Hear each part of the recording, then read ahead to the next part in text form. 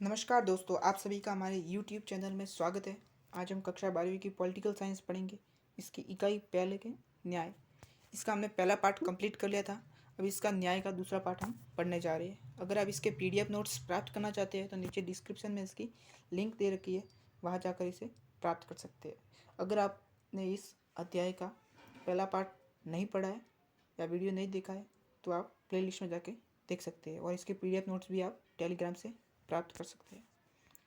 तो चलो न्याय से शुरुआत करते हैं। अभी मध्यकाल में न्याय संबंधित विचार की जो मध्यकाल हमने पहले पढ़ा था कि प्लेटो और अरस्तु ने किस प्रकार से न्याय को परिभाषित किया है। उसने न्याय को अलग अलग तरीक़ा से परिभाषित किया था।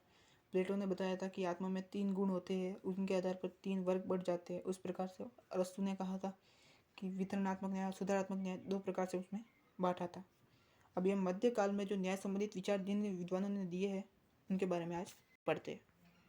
उनमें है संत ऑगस्टाइन, जिन्होंने ईश्वरीय राज्य के सिद्धांत प्रतिपादित किया है। संत ऑगस्टाइन अपने ईश्वरीय राज्य के सिद्धांत को प्रतिपादित करने में न्याय को इसका महत्वपूर्ण व अपरिहार्य तत्व मानते हैं। कि जो न्याय को है वो महत्वपूर्ण और अपरिहार्य तत्व मानते हैं। न्याय को इसमें सबसे केंद्र बिंदु मानते हैं ईश्वरीय राज्यों में। वह अपनी रचना द सिटी ऑफ गॉड में लिखते हैं कि जिन राज्यों में न्याय विद्यमान नहीं है वे केवल चोर उचक्कों की खरीद फरोख्त है। कि जिन राज्यों में न्याय विद्यमान नहीं है वहाँ केवल चोर उच्चकों का ही राज्य हो जाता है एक प्रकार से। और इनके बाद ऑगस्टाइन परिवार, लौकिक राज्य और ईश्वरीय राज्य के संदर्भ में न्याय की विवेचना करता है। ऑगस्टाइन जो है वो परिवार, लौकिक राज्य, एक प्रकार से ईश्वरीय राज्य के संदर्भ में ही न्याय की विवेचना करते हैं। व्यक्ति द्वारा ईश्वरीय राज्य के प्रगति, कर्तव्य पालन को ही न्याय मानती है। कि ईश्वरीय राज्य की प्रगति व्यक्ति के कर्तव्य पालन पर ही डिपेंड है एक प्रकार से। मध्यकाल में थॉमस एक्विनास दूसरे विद्वान जो मध्यकाल में न्याय संबंधित विचारधारा की परिभाषा दी है उन्होंने। थॉमस एक्विनास कानून व न्याय को परस्पर संबंधित मानते हैं। वह कानून और न्याय को एक प्रकार से जुड़ा हुआ मानते हैं और एक प्रकार से एक दूसरे पर आत्मनिर्भर मानते हैं। न्याय एक व्यवस्थित और अनुशासित जीवन जीने तथा उन कर्तव्यों के पालन करने में निहित है जिनकी व्यवस्था एक प्रकार से मांग कर रही है। कि न्याय जो है वो व्यवस्थित और अनुशासित जीवन जीने में तथा उन सभी कर्तव्यों का पालन करने में है जिनकी व्यवस्था है, राज्य व्यवस्था वो मांग कर रही है, जो आपसे अपेक्षा करती है उस प्रकार से। थॉमस एक्विनास हो गए, ऑगस्टाइन हो गए। थॉमस एक्विनास समानता को न्याय का मौलिक तत्व मानते हैं। वे समानता को न्याय में मौलिक एक प्रकार का तत्व मानते हैं कि समानता के बिना न्याय का अस्तित्व नहीं है। एक प्रकार से न्याय में समानता को केंद्र मानते हैं, केंद्र बिंदु मानते हैं। आधुनिक काल में न्याय संबंधित धारणा, मध्यकाल भी हो गया। अब आधुनिक काल में न्याय संबंधित कौन कौन से विद्वान थे जिन्होंने न्याय की धारणा प्रस्तुत की थी। तो उनमें है पहले डेविड ह्यूम, जिन्होंने न्याय का अर्थ दिया था। नियमों की पालना मात्र है। डेविड ह्यूम का कह रही है कि नियमों की पालना मात्र ही न्याय है। उनका मानना है कि नियमों का पालन करने में ही न्याय है, क्योंकि अनुभव से यह सिद्ध हो चुका है कि ये नियम सर्वहित का आधार होते हैं। कि नियमों का पालन करेंगे क्योंकि इस पे सभी का हित छुपा हुआ है और इस प्रकार से न्याय है। अतः सर्वहित या सार्वजनिक उपयोगिता को ही न्याय का एकमात्र स्रोत होना चाहिए कि जिसमें सबका हित हो, अधिक से अधिक व्यक्तियों का हित हो, वही न्याय है एक प्रकार से इन्होंने बताया। फिर आए जेरेमी बेंथम, उपयोगितावाद के प्रवर्तक जेरेमी बेंथम। उन्होंने क्या कहा कि प्राकृतिक कानूनों शरीकी शब्दावली यथार्थ मूल्य को धुंधला कर देती है। जो प्राकृतिक कानून होते हैं उनकी जो शरीकी शब्दावली है वो वास्तविक मूल्य जो होते हैं उनको धुंधला कर देती है। जो वास्तविक मूल्य है जो समाज में होते हैं उनको धुंधला कर देती है एक प्रकार से। सार्वजनिक वस्तुओं, सेवाओं इत्यादि का वितरण उपयोगिता के आधार पर होना चाहिए। इन्होंने क्या कहा कि सार्वजनिक वस्तुओं और सेवाओं का वितरण उपयोगिता के आधार पर होना चाहिए। उपयोगिता के आधार से तात्पर्य है, उन्होंने एक सूत्र भी बताया था इसके लिए कि अधिकतम लोगों का अधिकतम सुख। कि जिस कार्य या जिस वितरण में अधिकतम लोगों को अधिकतम फायदा मिले, कि अधिक से अधिक लोगों को फायदा मिले, वही एक प्रकार से न्याय है। अधिक से अधिक लोगों को लाभ मिले वही एक प्रकार से न्याय है। उन्होंने जेरेमी बेंथम ने इस प्रकार से उपयोगितावाद के एक सूत्र बताया था। फिर उनके बाद जॉन स्टुअर्ट मिल ने न्याय को सामाजिक उपयोगिता का महत्वपूर्ण तत्व माना है। फिर जॉन रॉल्स, इनकी पुस्तक अ थ्योरी ऑफ जस्टिस में जॉन रॉल्स ने अज्ञानता के पर्दे सिद्धांत का प्रतिपादन किया है। अज्ञानता का पर्दा सिद्धांत का प्रतिपादन किया है। उनके अनुसार कि एक जो छोटे बालक होते हैं उनको एक गुफा में रख दो एक प्रकार से, और फिर वे जिस प्रकार से बड़े होकर बाहर निकलेंगे तो वो जिस प्रकार से अपने दोस्तों के साथ व्यवहार करेंगे वही व्यवहार उनको ही उनने न्याय कहा। जिस प्रकार से अपनी भाषा अपने विचार अभिव्यक्त करेंगे उनको उन्हें न्याय कहा है। उन्होंने उपयोगितावादियों के अधिकतम व्यक्तियों का अधिकतम सुख पर आधारित धारणा को त्रुटिपूर्ण बताते हुए यह सिद्धांत बहुमत की अल्पमत पर तानाशाही स्थापित करता है कि कोई देश है जहाँ किसी वर्ग विशेष का ज़्यादा पाई जाती है उसमें जनसंख्या, तो उसके लिए जो कानून बनाया है वह कानून अल्पमत के लिए कई बार अल्पमत के लिए वह कानून गलत साबित होता है। तो इस प्रकार से तो बहुमत का जो कानून बनाया हुआ है वह अल्पमत के लिए कहीं ना कहीं गलत है। इस प्रकार से ये तानाशाही है कि बहुमत के हमें सभी की धारणा को कि अधिकतम व्यक्तियों के अधिकतम सुख को हम ध्यान में नहीं रख सकते हैं। कोई ऐसे भी है जो वर्ग समाज में जिनके लिए ये कानून गलत भी हो सकता है। इस प्रकार से फिर आए भारतीय राजनीतिक चिंतन। इनमें मनु, कौटिल्य, बृहस्पति, शुक्र, भारद्वाज, विदुर, सोमदेव ये थे जो राज व्यवस्था में न्याय को महत्वपूर्ण स्थान प्रदान किया था। मनु और कौटिल्य ने न्याय की निष्पक्षता को राज्य व्यवस्था की आधारभूत प्रवृत्ति मानी कि न्याय निष्पक्ष हो, जो किसी के साथ भेदभाव न करे, उसे ही राज्य व्यवस्था की आधारभूत प्रवृत्ति माना है कि राज्य व्यवस्था वही सही ढंग से कार्य कर पाएगी जहाँ न्याय की निष्पक्षता हो।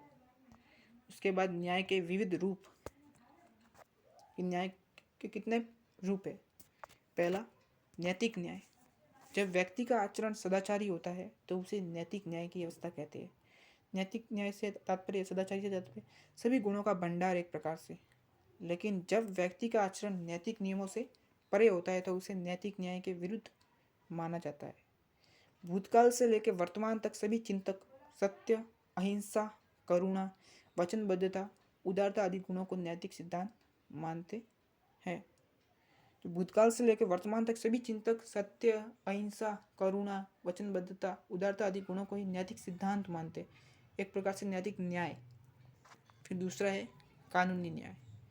राजनीतिक व्यवस्था में कानूनी व्यवस्था को न्याय व्यवस्था कहते हैं। कि राजनीतिक व्यवस्था है उसमें कानूनी व्यवस्था को ही न्याय कहते हैं। इसमें नागरिक सभी नियमों व कानून को स्वाभाविक रूप से अनुसरण करते हैं, लेकिन इसमें भी दो प्रकार की धारणाओं पर बल दिया गया है। शर्त दो प्रकार की, तभी नागरिक उन नियमों और कानूनों का पालन करेंगे। तो पहली शर्त कि निर्मित कानून न्यायोचित होना चाहिए, कि जो बनाया हुआ कानून है वह न्यायोचित होना चाहिए, किसी प्रकार से गलत नहीं होना चाहिए और जनता के लिए सही होना चाहिए। दूसरा, न्यायपूर्ण तरीके से लागू हो और उल्लंघन होने पर उसके लिए कठोर दंड का प्रावधान हो। कि पहली बात तो क्या बताइए उन्होंने कि निर्मित कानून न्यायोचित होना चाहिए, सही होना चाहिए, जो जनता के लिए सही हो। दूसरा, न्यायपूर्ण तरीके से लागू हो, कि उसका जो तरीका है लागू करने का वो न्यायपूर्ण हो, और उल्लंघन होने पर दंड का प्रावधान हो, कि उसके उल्लंघन हो तो उसे कठोर दंड मिलना चाहिए उस व्यक्ति को। तीसरा, राजनीतिक न्याय। दो पढ़ लिए, पहला पढ़ लिया हमें नैतिक न्याय, कानूनी न्याय। अभी तीसरा राजनीतिक न्याय। राजनीतिक न्याय समता व समानता पर आधारित होना चाहिए। समता व समानता, एक तो व्यक्ति की क्षमता होती है और एक समानता होती है। समानता मीन्स सभी को समान माना जाए उस देश में। एक राज्य व्यवस्था में सभी को समान अधिकार व अवसर प्राप्त होने चाहिए, कि किसी भी राज्य व्यवस्था में सभी को समान अधिकार व अवसर प्राप्त है तो वह राजनीतिक न्याय है एक प्रकार से। जहाँ राजनीतिक न्याय सभी के कल्याण पर आधारित होता है, ऐसा न्याय केवल प्रजातांत्रिक व्यवस्थाओं में ही देखने को मिलता है। प्रजातांत्रिक व्यवस्थाओं में ही क्यों मिलता है? लोकतंत्रों में, जिसमें वयस्क मताधिकार होता है, जिनमें नागरिकों को अपने प्रत्याशी को चुनने का अधिकार होता है, उसमें विचार व भाषण देने की स्वतंत्रताएं होती है, अभिव्यक्ति की स्वतंत्रताएं होती है, बिना किसी भेदभाव के सार्वजनिक पद पर आसीन हो सकता है। इस प्रकार से स्वतंत्रता जिन देशों में मिलती है वह राजनीतिक न्याय विद्यमान है। उसमें लोकतंत्र कह सकते हैं, लोकतंत्र में ये सभी प्रकार की विशेषताएं विद्यमान। चौथा है सामाजिक न्याय। सामाजिक न्याय समाज में ऐसी व्यवस्था पर बल देता है जिसमें सामाजिक स्थिति के आधार पर व्यक्तियों के साथ भेदभाव न हो और प्रत्येक व्यक्ति को अपने व्यक्तित्व के विकास का पूर्ण अवसर प्राप्त हो। कि ऐसी व्यवस्था जहाँ किसी के साथ किसी भी प्रकार का भेदभाव न हो और प्रत्येक व्यक्ति को अपने व्यक्तित्व के विकास के लिए पूर्ण अवसर प्राप्त हो और राज्य द्वारा वे सभी प्रकार की न्यूनतम आवश्यकताओं की पूर्ति की जाए जो व्यक्ति के व्यक्तित्व के विकास के लिए महत्वपूर्ण है। और राज्य से अपेक्षा भी की जाती है कि वह ऐसे विधायी और प्रशासनिक नियमों का निर्माण करे जो समतामूलक समाज के निर्माण में सहायक हो। कि एक प्रकार से समान समाज के लिए निर्माण में सहायक हो, जहाँ कोई बड़ा छोटा न हो, सभी समान हो, एक समान दृष्टि से। पांचवा है आर्थिक न्याय। आर्थिक न्याय का उद्देश्य समाज में आर्थिक समानता स्थापित करना। आर्थिक समानता में अमीरी व गरीबी की खाई को कम करना। किंतु व्यवहार में आर्थिक समानता ला पाना अभी तक संभव नहीं हुआ है, क्योंकि यह संभव ही नहीं है कि सभी एक समान हो, ना अमीर हो ना गरीब हो। इस प्रकार से यह संभव ही नहीं है।